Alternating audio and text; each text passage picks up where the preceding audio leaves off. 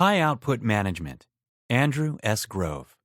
Successful management isn't easy to achieve, but Grove's high output management makes it a lot easier to get there.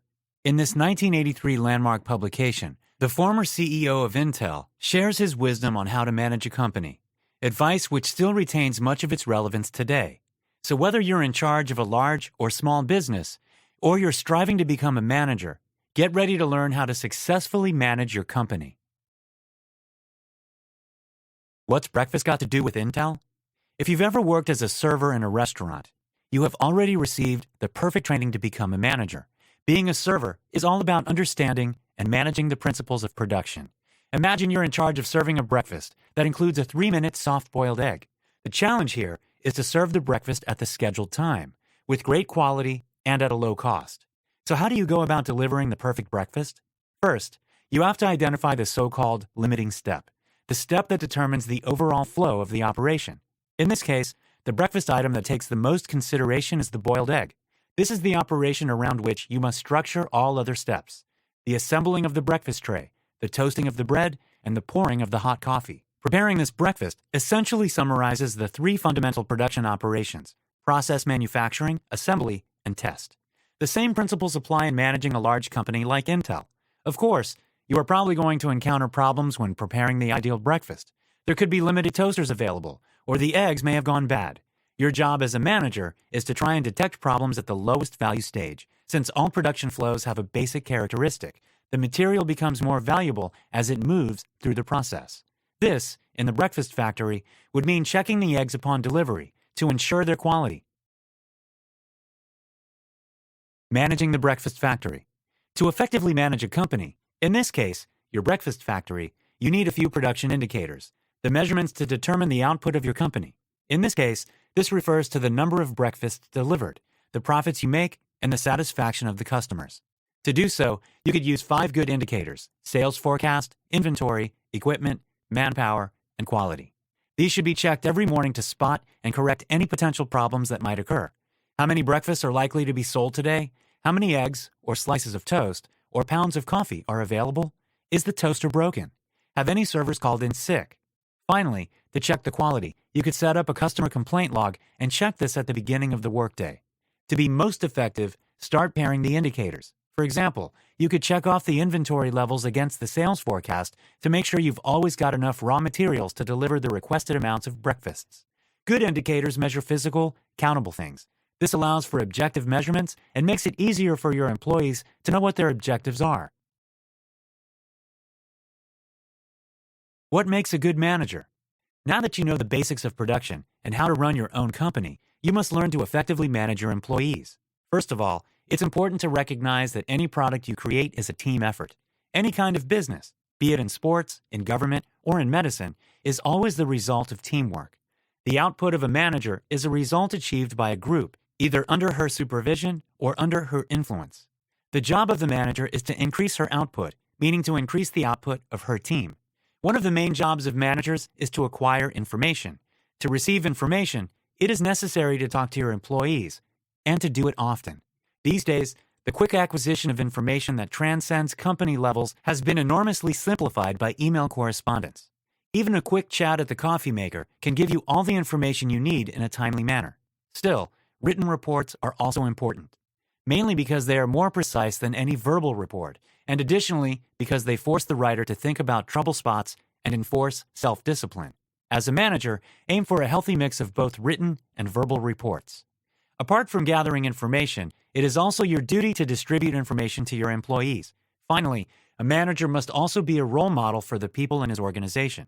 As a manager, it is your duty to lead by example. Each time a manager imparts his knowledge, skills, or values to a group, his leverage is high, as members of the group will carry what they learn to many others. Successful managing. To successfully coordinate the workings of their teams, managers can apply managerial leverage. These are activities that have some influence on your overall output, meaning the performance of your team.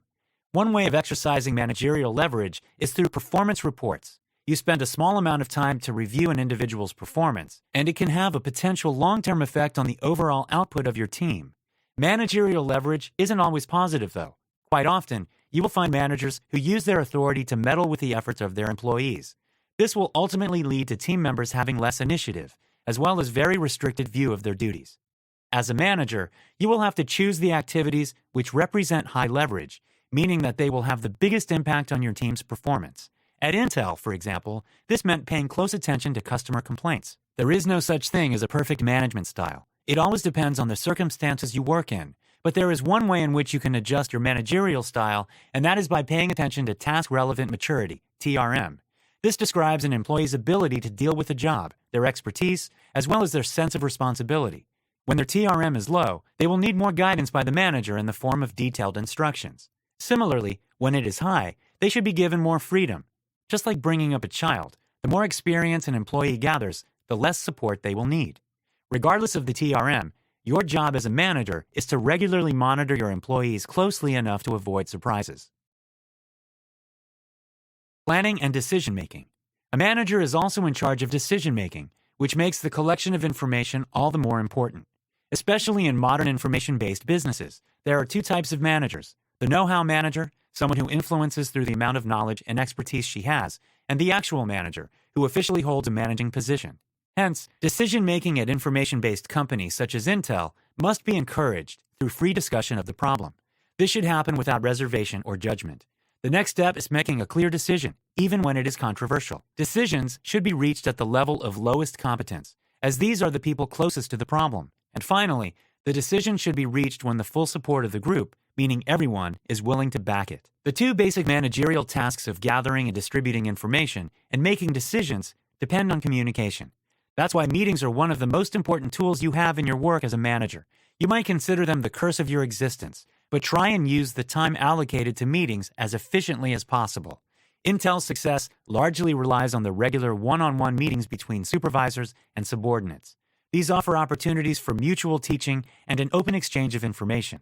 When the author started supervising engineering and manufacturing at Intel, he used scheduled one-on-one meetings to learn about memory design and manufacturing from two of his associates.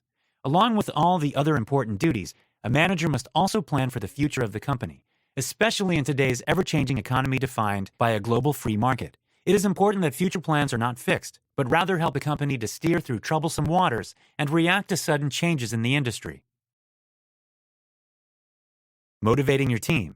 Your team will only ever perform as well as the individuals on it. One of the most crucial tasks of a manager is to motivate their team, and in doing so, their job becomes remarkably similar to that of a sports coach. First, you should never take personal credit for the success of your team. This builds trust. Second, you must be tough and critical to get your team to deliver at peak performance. And finally, a good manager has expertise in the field and understands the work he is coordinating. When someone does not perform as well as they should, it is either because they don't have the skill or because they are not motivated. To find out which of the two it is, simply ask, would they be able to perform the task if their lives depended on it? If the answer is yes, then the problem lies in motivation. Motivation always has to come from within, so the choices you have to encourage motivation as a manager are limited. You have to create an environment in which motivated people can flourish. To create such an environment, you need to recognize the needs of your workers. Abraham Maslow, in his theory of motivation, created a pyramid of a hierarchy of needs with self-actualization at the top and physiological needs, such as food and clothes, at the bottom. Once a need is satisfied, we move on to the next higher level of needs. Hence, financial rewards only work to a certain level. Once you have achieved a comfortable standard of life, earning more or less will make little difference in your motivation to work. As a manager, you have to find out what the needs of your employees are and how to satisfy those. A strong motivator for most people is competition, a desire to succeed over others. For example, in order to increase cleanliness at some of the Intel buildings, a competitive system between the buildings was introduced. Buildings would be graded on their standards of cleanliness, and this immediately resulted in improved maintenance conditions in all Intel buildings. Final notes.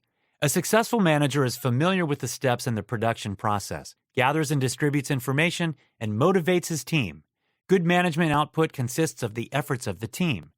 Ben Horowitz, in the foreword to the 2015 edition, describes Grove's publication as a work of almost legendary status. Written by the successful CEO of Intel with first-hand insights into the techniques of being a successful manager, made this work a treasure trove for all the best managers at the time. and it retains much of that value for managers to this day. Hi, I'm Rhonda, and this is an exclusive audiobook video recorded for the Audiobook Master channel. Enjoy your audiobook and have fun learning. Don't forget to subscribe and hit the notification button so you'll get updated on our next upload. If you liked the video, give us a thumbs up and say your thoughts about the book we just covered. Do you want to listen to a summary or review of a book that we haven't covered in the past? Say it in the comments below or send us a message. Don't forget to check our other uploads. Enjoy listening!